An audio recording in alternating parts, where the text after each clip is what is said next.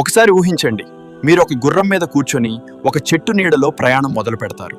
చల్లని గాలి చాలా కంఫర్ట్గా ఉంటుంది. మీరు ఆగకుండా ముందుకెళ్తూనే ఉంటారు. ఒక రోజు, ఒక నెల, ఒక సంవత్సరం, ఇంకా మీరు అదే చెట్టు నీడలోనే ఉన్నారు. 10 సంవత్సరాలు గడిచినా ఇంకా అదే నీడ.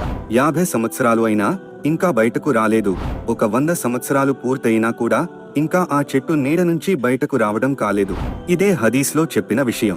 దైవ ప్రవక్త ముహమ్మద్ సల్లల్లాహు అలైహి వసల్లం ఇలా తెలియచేశారు: జన్నత్లో ఒక చెట్టు ఉంది. దాని నీడలో ఒక సవారి చేసే వ్యక్తి ఒక 100 సంవత్సరాలు ప్రయాణం చేసినా కూడా ఆ నీడను పూర్తిగా దాటలేడు. ఇది సాధారణ చెట్టు కాదు. ఇది జన్నత్ మహిమను చూపించే ఒక ఉదాహరణ మాత్రమే. మన భూమిపై ఉన్న అతి పెద్ద అడవులు, అతి పెద్ద చెట్లు అన్నీ కలిపిన కూడా జన్నత్లోని ఆ ఒక్క చెట్టు నీడకు సరిపోవు. అల్లాహు అక్బర్. జన్నత్లో ఒక చెట్టు ఇంత అద్భుతంగా ఉంటే మొత్తం జన్నత్ ఎంత అద్భుతంగా ఉంటుందో ఒకసారి ఆలోచించండి.